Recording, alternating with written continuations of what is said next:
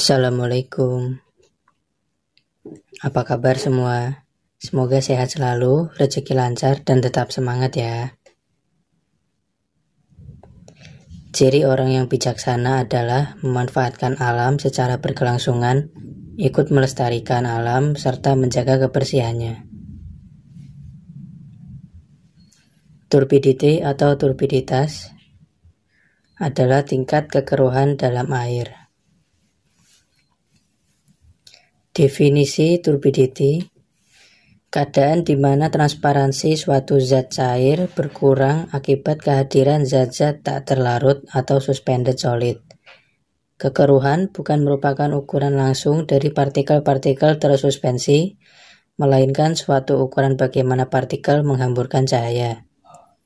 Penting untuk diketahui bahwa kekeruhan adalah ukuran kejernihan sampel, bukan warna.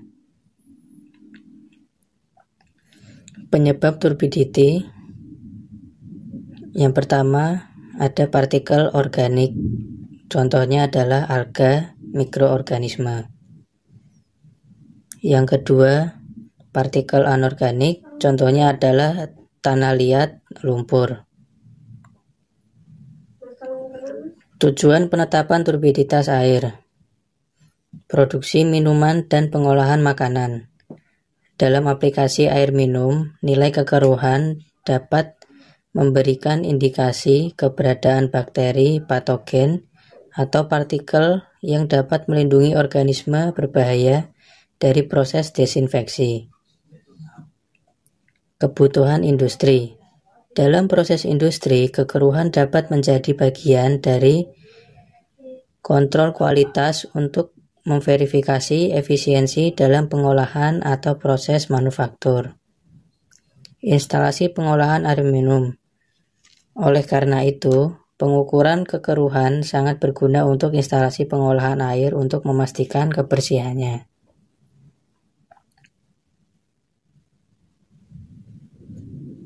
Turbidimetri dan nepelometri. Dua metode yang sama untuk menentukan tingkat kekeruhan air yang disebabkan oleh partikel tersuspensi. Cahaya yang melewati larutan keruh yang berada dalam kuvet akan mengalami tiga hal. Yang pertama, diabsorpsi oleh partikel tersuspensi di dalam larutan. Yang kedua, ditransmisikan melalui kuvet. Yang ketiga, dihamburkan oleh partikel tersuspensi pada arah yang berbeda-beda. Berikut adalah contoh prinsip kerja turbidimetri dan nepelometri. Karena jumlah cahaya yang dihamburkan lebih besar dari cahaya yang ditransmisikan oleh larutan yang keruh, maka nepelometri memiliki sensitivitas yang lebih tinggi dibanding turbidimetri. Turbidimetri modern menggunakan teknik nepelometri yang mengukur jumlah cahaya yang dihamburkan oleh partikel yang tersuspensi dalam larutan sampel. Satuan turbidimetri dan nepelometri. Yang pertama, Nepelometric Turbidity Unit atau NTU, Jackson Candle Turbidity Unit atau JTU. Berikut adalah contoh turbidity dari yang tinggi sampai rendah. Sedangkan yang 250 NTU itu dikategorikan sebagai high turbidity dan 10 NTU dikategorikan sebagai low turbidity. Metode pengukuran kekeruhan. Yang pertama, nepelometric method. Nepelometric Turbidity Unit, prinsip kekeruhan air dengan cara ini adalah didasarkan pada perbandingan intensitas cahaya yang disebabkan oleh suatu larutan standar dalam kondisi sama. Semakin tinggi intensitas yang diserap, makin tinggi kekeruhan alat yang digunakan beberapa turbidity sample tube.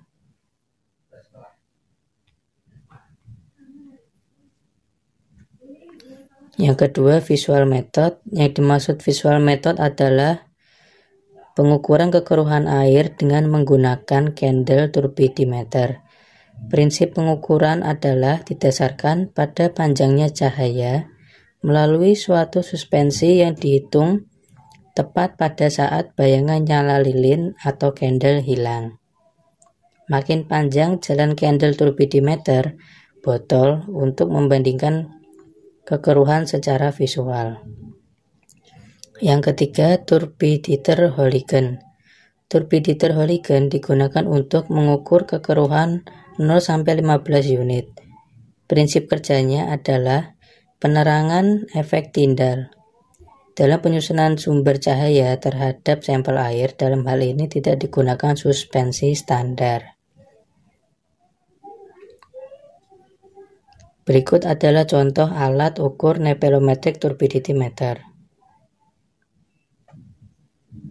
Selanjutnya, contoh alat ukur Jackson Candle Turbidity Meter. Yang ketiga, contoh cara kerja penerangan efek Tyndall. Faktor yang menyebabkan kekeruhan. Yang pertama, suhu air. Suhu air merupakan satu faktor yang penting bagi ikan. Ikan adalah organisme berdarah dingin dan mempunyai suhu tubuh yang sama dengan suhu persekitarannya atau air. Suhu air akan memberi kesan terhadap aktivitas, makan, pembesaran, dan pembiakan semua ikan. Suhu air juga dapat berperan di dalam menentukan jumlah gas, oksigen, karbon dioksida, nitrogen, dan lain-lain yang terlarut dalam air. Semakin dingin air, semakin banyak kandungan gas yang dapat terlarut. Suhu juga memegang peranan di dalam proses stratifikasi thermal atau thermal stratification bagi para peternak yang menjalankan aktivitas ternakan ikan dalam sangkar harus memahami dengan seksama mengenai perkara ini. Air yang lebih dingin biasanya lebih berat dari air yang panas. Perbedaan yang sedemikian akan menyebabkan air tidak dapat bercampur. Hujan lebat yang terus-menerus selama beberapa hari akan menyebabkan stratifikasi thermal pecah dan air di bagian bawah tasik atau empangan akan bercampur dengan air di bagian permukaan dan kematian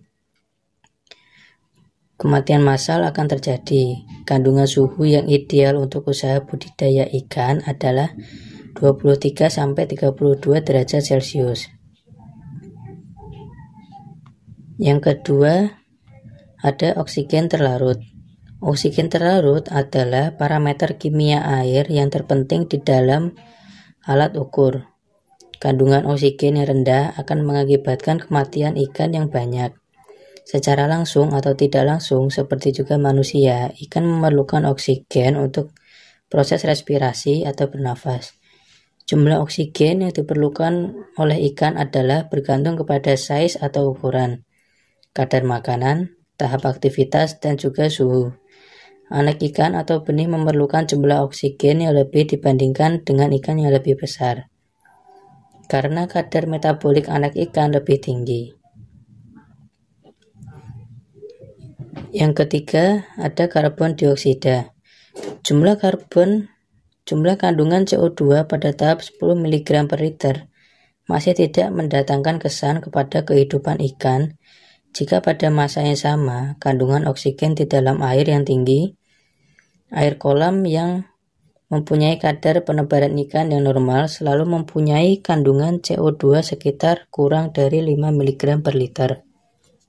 Bagi kolam yang mempunyai padatan yang tinggi, misalnya bagi ternakan secara intensif, kandungan CO2 adalah pada tahap antara 0 mg per liter pada sebelah tengah hari dan 5-15 mg per liter pada waktu subuh. Tahap kandungan CO2 lebih dari 20 mg per liter akan mendatangkan masalah kepada ikan.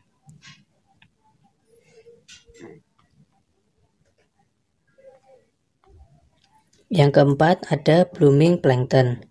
Red tide atau blooming plankton merupakan fenomena yang terjadi akibat ledakan perkembangan atau blooming yang begitu cepat dari sejenis fitoplankton, misalnya Odysseus brevis, Proronchentrum, Gymnodinium breve, Alexandrium catanella, dan Noctiluca scintillans. Dari kelompok Dinoflagellata atau Pherophyta yang dapat menyebabkan perubahan warna dan konsentrasi air secara drastis. Kematian massal biota laut, perubahan struktur komunitas ekosistem perairan, bahkan keracunan dan kematian pada manusia.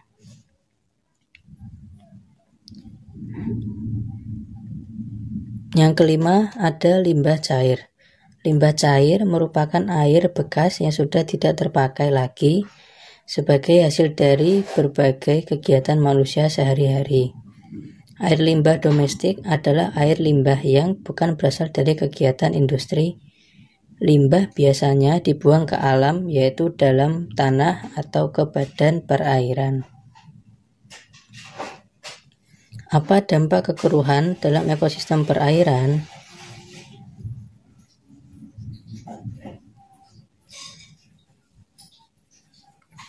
Tingkat kekeruhan air di perairan mempengaruhi tingkat kedalaman pencahayaan matahari.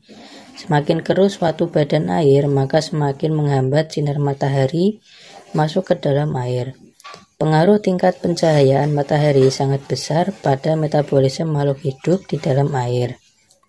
Jika matahari yang masuk berkurang, maka makhluk hidup di dalam air terganggu.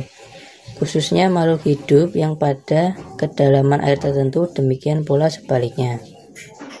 Akibatnya bagi budidaya ikan adalah dapat mengganggu masuknya sinar matahari, membahayakan bagi ikan maupun bagi organisme makanan ikan karena dapat mengganggu proses respirasi dan metabolisme, dan juga dapat mempengaruhi corak dan sifat optis dari suatu perairan. Peningkatan konsentrasi padatan tersuspensi sebanding dengan peningkatan konsentrasi kekeruhan dan berbanding terbalik dengan kecerahan.